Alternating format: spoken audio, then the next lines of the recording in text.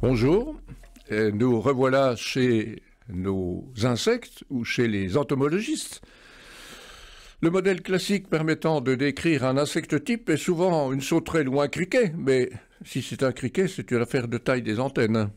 Le criquet, les antennes sont courtes, la sauterelle, les antennes sont très longues. Ou encore un hanneton ou bien une guêpe, des insectes dont l'aspect est déjà familier pour le grand public. J'en présenterai une image sur le site de RCF si j'y arrive. Sinon, je vous invite à jeter un coup d'œil sur l'Internet. Le corps de ces insectes est divisé en 3 régions, plus ou moins distinctes les unes des autres, selon le degré d'évolution et de changement morphologique associés.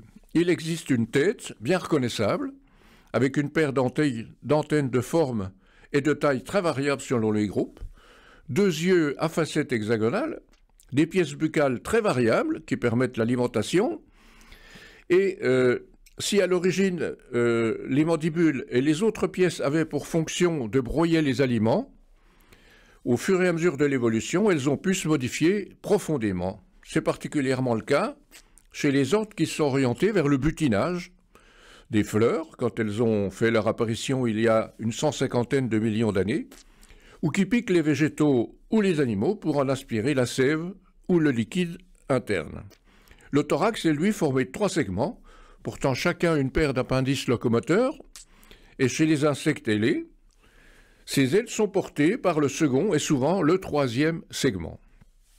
Vient ensuite l'abdomen avec 11 segments visibles, pouvant se réduire à 4 ou 5, les derniers n'étant plus visibles mais étant présents dans l'abdomen pour former les pièces génitales ou l'aiguillon, par exemple, chez les hyménoptères.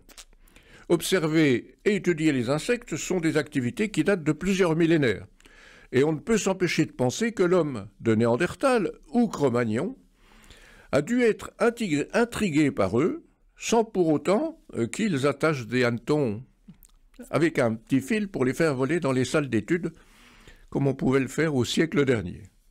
Je suis sûr que cette évocation en fait sourire plus d'un.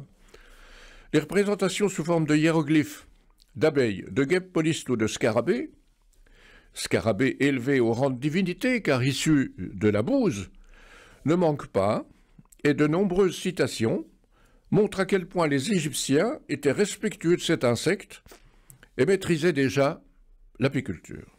Les Grecs, en particulier Aristote, ont été également des observateurs curieux et ont tenté de classer les animaux et les végétaux. Du côté des Romains, Virgile, par exemple, n'a pas toujours été très avisé, car confondant les abeilles à miel avec les éristales, qui sortaient des excréments ou des cadavres. Il faut dire que la ressemblance est frappante, et que bien des humains de notre époque font également la même erreur.